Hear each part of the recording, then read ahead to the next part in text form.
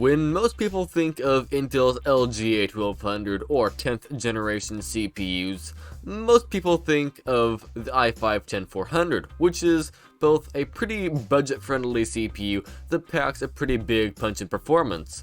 And you also hear a lot about the i7s and i9s, not quite as much about the i3s from that generation, but there are two other SKUs of CPU I literally have never heard anyone talk about, and that is the Pentium and the Celeron.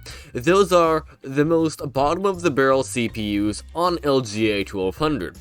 And today I am testing the Intel Celeron G5900T, which is the second slowest CPU on the socket. The slowest CPU is the Intel Celeron G5900TE, which is 200 MHz slower. All of the Celerons on the LGA1200 socket are 2 cores and 2 threads, including the G5900T. Also, the G5900T has a 35-watt TDP, and is also 3.2 GHz. And also you can see all of the CPU specs here in CPU-Z, and I'm also pairing this with a Nvidia RTX 3060, and you can see all of the specs here in GPU-Z. You can also see the CPU in Task Manager, as well as the 32GB of RAM, and also the graphics card in Task Manager as well.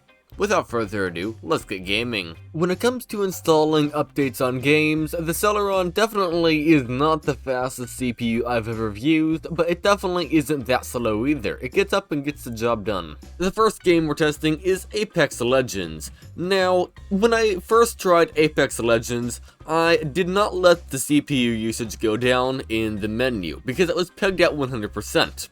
And I hopped into a game on the low settings, and it was an absolute stuttery mess. Like, stutters every few seconds that were rather large. And since the game seems to not have a frame rate limiter, I decided to try to use Rivia Tuner to cap the frame rate to 45 frames per second.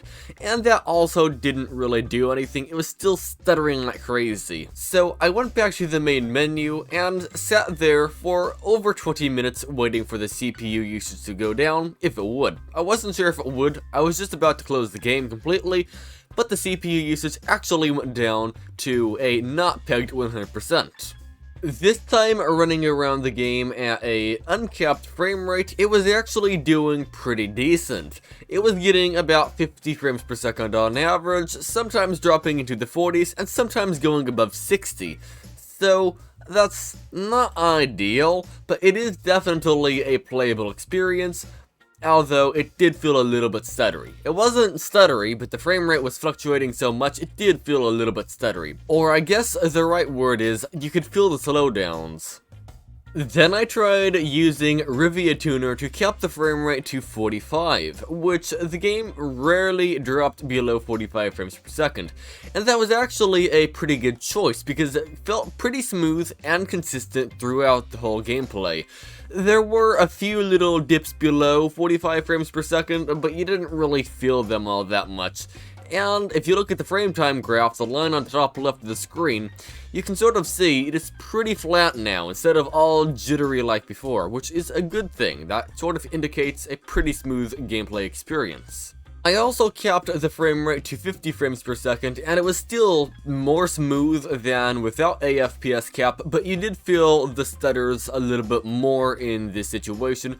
So for me at least, I would pick 45 frames per second, and it's a nice smooth experience. The next game is Ark Survival Evolved.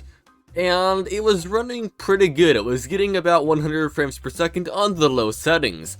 The downside is, you couldn't see anything, and the other downside is, it still stuttered. But hey, it was getting 100 frames per second. Then I tried capping the frame rate to 60 using Rivia Tuner once again, and it helped a little bit, but maybe not because you still felt the stutters, but you felt the stutters even more when it was capped. So yeah, I don't know if it's any better or not. Then I tried the high preset, and it was getting 40 to 50 frames per second, sometimes going above 50 and sometimes going below 40. So not consistent at all again, and it was performing worse. And if I went over and capped the frame rate, it also didn't really help still, so not a very good experience. But maybe if you play for a while, it might smooth itself out. I'm not sure, I didn't spend a lot of time playing because I kept immediately dying for the most part. BeamNG Drive on my custom high settings, which is less CPU intensive but looks still very nice. It ran at roughly 35 to 50 frames per second, and it stuttered very slightly. It wasn't a big deal. It's almost completely smooth, basically. A quite nice experience on the high settings, though it wasn't 60 frames per second, but that isn't very much needed in this game anyway, so I'd say it's a pretty good experience in general. I also tried to use Ripjaws Tuner to help smooth out the frame rate, as you did notice the slowdowns from like 50 frames per second down to around 35. Capping the frame rate to 35 actually did help out the experience a little bit. It was more smooth, and you didn't feel the slowdowns near as much. I also tried the in-game FPS cap, and yes, it did keep the frame rate around 35. It was significantly more rough, the gameplay. It was like more stuttery, but not full-on stutters. It's hard to explain, and you probably can't see it either in the video since the video is recorded at 30 frames per second. But it's definitely not a very good experience with the in-game FPS cap, because it felt like it was dropping below 30 frames per second on the regular. The low settings ran quite a bit better, getting around 60 frames per second on average. It did drop below 60, but it wasn't a big deal. Now, it wasn't that smooth either though, you still did feel some stutters here and there. So I locked the frame rate to 45, and with a 45 frame per second locked frame rate, it was all in all a pretty good experience. Boarderlands 3 got to this screen right here, and then it got into a small screen and just sat there indefinitely. It didn't open. I tried to verify the game files to make sure they weren't corrupted, and that did absolutely nothing. So yeah, Borderlands 3 is not a very good experience at all. You can't even play the game. The next game up on the list is Brawlhalla, and Brawlhalla is a very simple game. It's 2D, it's extremely easy to run, and there is not really any video settings. The only video setting there is a choice between resolutions, which the resolution is 1080p. And Brawlhalla ran flawlessly, though that's not that much of a surprise because it runs pretty much flawlessly on my AMD Athlon LE1640, which is about the speed of an Intel Celeron D. Yeah, so not much of a surprise, but definitely a very playable experience. Also, I couldn't get the frame rate display to work because for some reason MSI Afterburner does not work in Brawlhalla, likely due to some sort of anti-cheat. But the game is capped to 60 frames per second internally anyway, so it's probably just sitting at 60 frames per second, not dropping or going above it. Call of Duty Modern Warzone 2.0 did not run. I press the play button, it says it's running, and then it goes back to the play button again. And I tried to go and verify the game files, and that did as much as trying to... I tried to make a joke here and it didn't work. It didn't do anything is what I'm trying to say. It's broken, or it's not broken, it just doesn't run on the CPU. The next game up on the list is CSGO, and CSGO on the very low settings at 1080p was running at around 90 to 100 frames per second. The average frame rate is a lot higher. The reason why is I almost immediately got killed every single time I spawned in. And when you die in the game, the average frame rate goes way up because it's just playing a video. So, all in all, it is a very playable experience, and I had a nice time playing it, although I completely sucked at that round and I completely lost. Cyberpunk 2077 opened. I had the game set to the lowest settings, at least it seemed, like the low preset. And then when I tried to open up my game, it just took me to a black screen. The MSI Ripjaws Tuner overlay for the frame rate was still showing, and I must admit it was running pretty much flawlessly, 120 frames per second. But I mean, I can't really do much with a black screen. I guess, I mean, it is a good simulator to make you bored, but that's just about it. Dota 2 at 1080p on the best visual quality preset ran at between 70 and 80 frames per second, sometimes going above that and below that.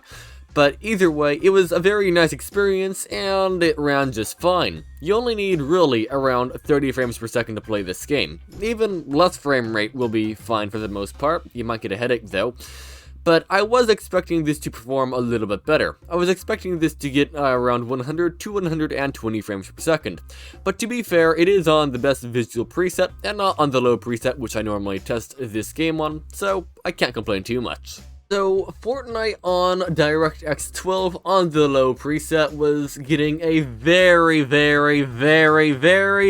stuttery, roughly 30 frames per second, often dropping to the seconds per frame. And I did actually fail to get into a battle royale. I couldn't work out how to do it, but I did in the later tests in this game.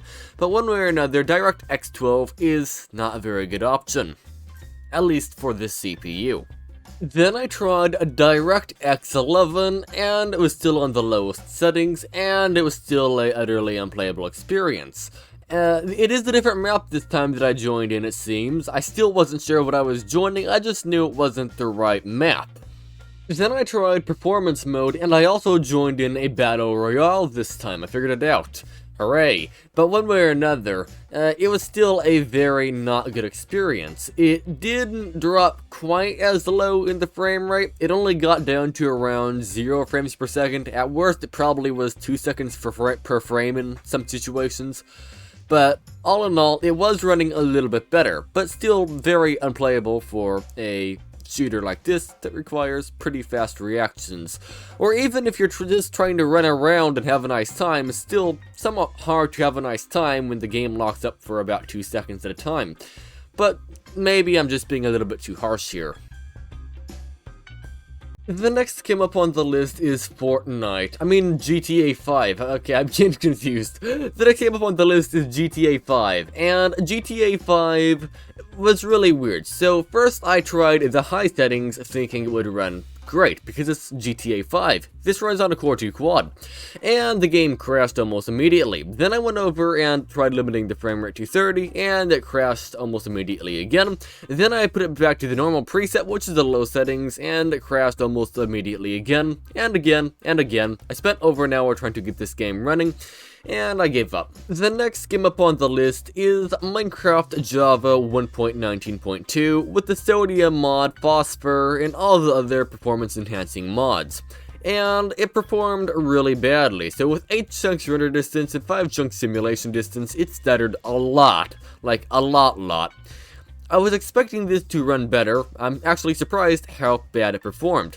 I thought maybe if I make the render distance a little bit bigger, it might not stutter as much. I wasn't sure, so I tried that and that did nothing. I have 2 things to add though. So number 1, I locked the frame rate to 60 and that did nothing. It still stuttered like crazy.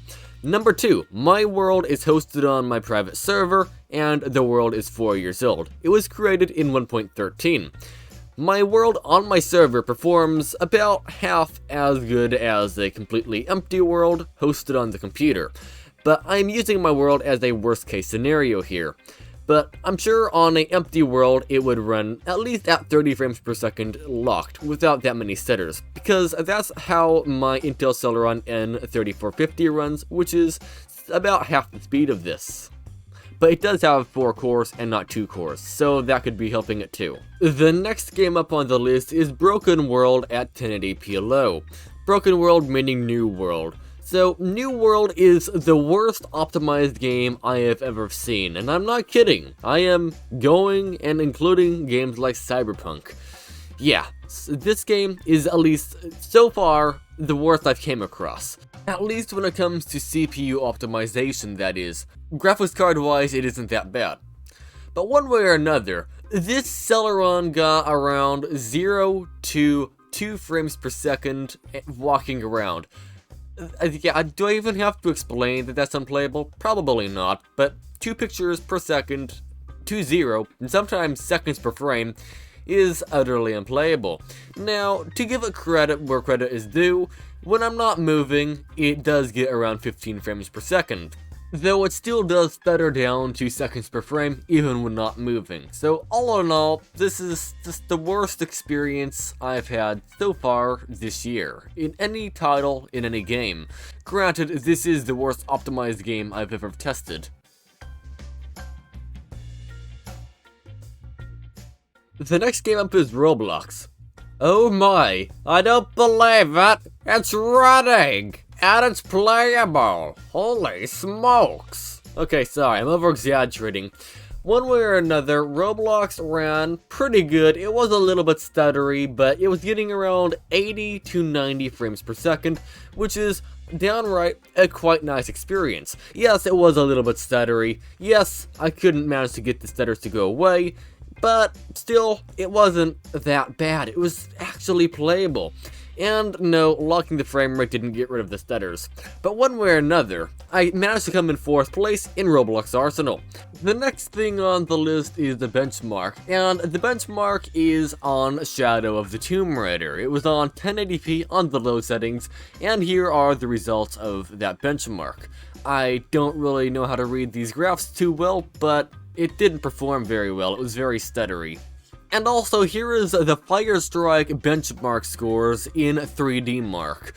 I also don't know if these are any good. I don't really use 3D Mark or Firestrike, but it completed the test. It was very stuttery, but that's kind of normal for this test. If you use Firestrike and you know how the scores work, let me know in the comments if that's a good score, because I have no idea if that's good or bad. And also, here is the score it got in Cinebench R23. So, for the multi-core test, it is actually not very good. It gets beaten by my i3-2120, but on single core, it is actually relatively fast with a score of around 700. Now it is conclusion time. Do I recommend you to go out and buy a Celeron G5900T? Well, it really depends on, well, what you're going to be doing with the computer. If you're going to be using it to do some web browsing, or maybe recording your capture card, or recording with OBS, or maybe video editing in Movavi Video Suite 18, which is the video editing software I use, I've edited this entire video on this CPU, then I would say it's a pretty good CPU for that. Plus, it barely uses any power. It uses around 20 watts idle, and around 50 watts under absolute full load. And to add to that even more, I have an old i7 CPU cooler for LGA 1155, and I've got the CPU cooler strapped on, and I even took the CPU fan off, and it isn't overheating. It's only getting to around 70 degrees Celsius, so it's a completely passively cooled CPU. But if you're going to be doing anything else besides just web browsing and maybe recording with OBS, just don't get the CPU. Maybe try to get your hands on a Intel Pentium G6400T, which is also a low-powered CPU, and you probably do not need a CPU fan on that either. Or if you want even more power, you can go with the normal G6400. Those have 2 cores and 4 threads and will perform a lot better in games. And if you want to get a super nice computer, you can also get a i3-10100 or an i3-10100T if you want to get the low powered version, or the i5 and i7 equivalents. Although this sucks at gaming, I must give it credit where credit is due. This is a very nice CPU for web browsing, and it completely is able to do what it's intended for, which is not gaming. Either way, thank you so much for watching. If you could leave a like, that would be absolutely amazing, and have a nice day.